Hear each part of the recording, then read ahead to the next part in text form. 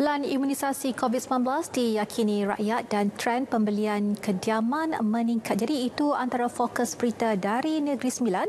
Untuk perinciannya kita bersama-sama Syafiq Azrul Zafri di sana. Silakan Syafiq. Pelaksanaan pelan imunisasi COVID-19 oleh Kementerian Kesihatan mendapat respon baik daripada orang ramai.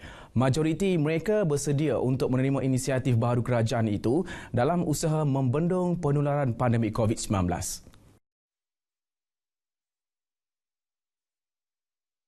Menurut pemangku Ketua Pegawai Eksekutif Pusat Perubatan Mawar, Dr. Ong Chew Ping, bekalan vaksin yang akan diberi secara percuma kepada rakyat itu merupakan kaedah terbaik kerajaan untuk melindungi rakyat daripada terdedah kepada wabak tersebut. Sama seperti suntikan vaksin lain, beliau menyangkal pendapat yang meragui keberkesanan dan kemenjadian vaksin itu berikutan ia dihasilkan dalam masa yang singkat.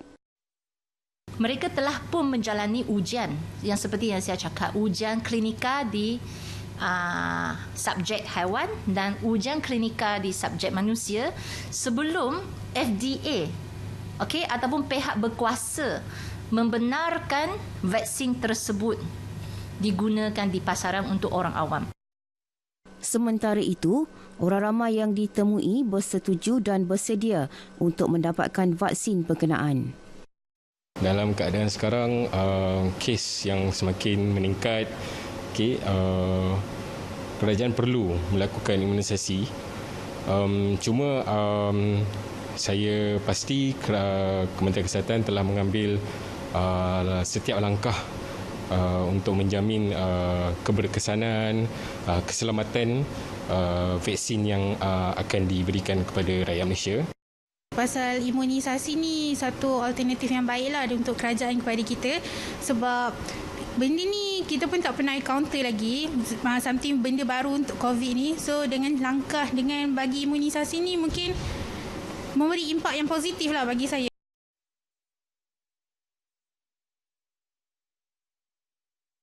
Pengisytiharan proklamasi darurat adalah bertujuan untuk mengekang penularan pandemik COVID-19. Proklamasi tersebut bagi memudah cara dan memperkasa segala tindakan kerajaan dalam mengawal penularan wabak tersebut dengan membuat ordinan baharu tanpa perlu melalui proses pengubalan undang-undang di Parlimen yang mengambil masa.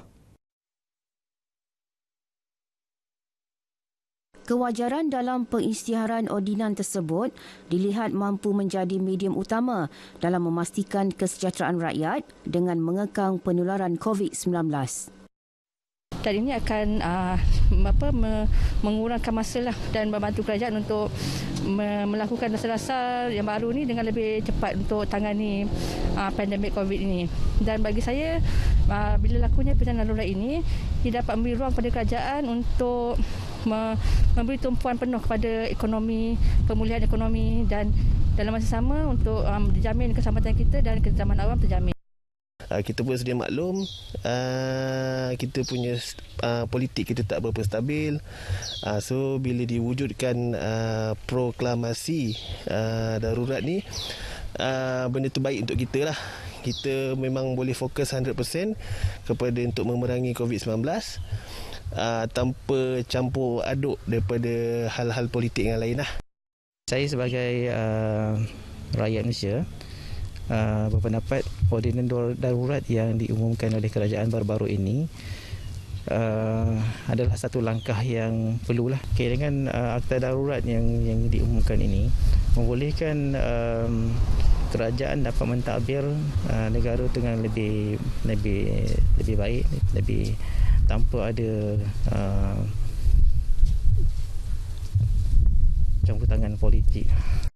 Dalam konteks COVID-19 yang sekarang ini, adalah wajar kerajaan mengumumkan pengisytiharan darurat bagi membendung penularan COVID-19. Kiranya kerajaan tidak mengumumkan pengisytiharan darurat, ada kemungkinan penularan COVID-19 akan berluas. Suatu benda yang perlu diambil alih oleh kerajaan, tindakan yang amat perlu kerana ia melibatkan suatu pentadbiran di mana jika proklamasi ini tidak diadakan amat sukar untuk membendung COVID-19 ini. Selain daripada itu, ia amat perlu untuk menjalankan kuasa-kuasa di bawah Yang di-Tuan Agong untuk mengawal dan menaikkan balik ekonomi negara di samping membendung COVID-19 ini.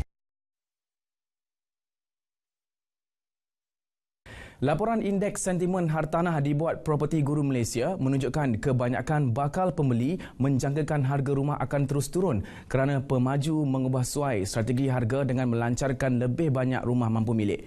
Laporan itu mendapati sentimen pengguna terhadap pasaran hartanah di negara ini untuk separuh pertama 2021 meningkat kepada 42 mata berbanding 39 mata pada separuh kedua 2020.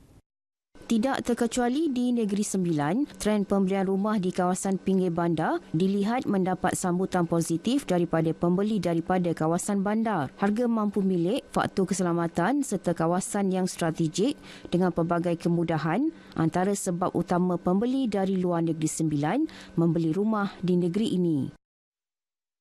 Harga rumah di kawasan bandar menurun. Kebanyakan berkaitan dengan aktiviti ekonomi. Masa ini kita tahu memang isu pandemik, ekonomi lempat merosot sikit. Inilah puncak, inilah sebab utama harga turun. Memang betul juga mungkin pembeli lebih minat beli rumah di pinggir bandar seperti kawasan Negeri Sembilan, kawasan Seremban. Kami lihat ada trend lebih ramai pembeli mencari rumah di Negeri Sembilan. Pembeli ini memang dari kawasan bandar. Kerajaan telah membeli banyak bantuan kepada rakyat seperti melalui pakej prihatin, pemai dan sebagainya. Pengecualian duty stamp atas pembelian rumah yang diberikan kepada pembeli rumah pertama ini memang dapat meringankan beban pembeli rumah, mendorong lebih banyak transaksi dan juga seterusnya dapat merangsangkan ekonomi negara. Trend ini dah bermula dari sejak tahun 2010 lah. Banyak orang-orang dari Lembah Kelang memang ada beli dari tempat keluar bandar. Sebab sekarang yang di luar dan di luar Klang Valley semua ni, Lembah Kelang ni dia punya infrastruktur pun sudah tambah. Ya, dia punya connectivity, sesak jalan semua, dia punya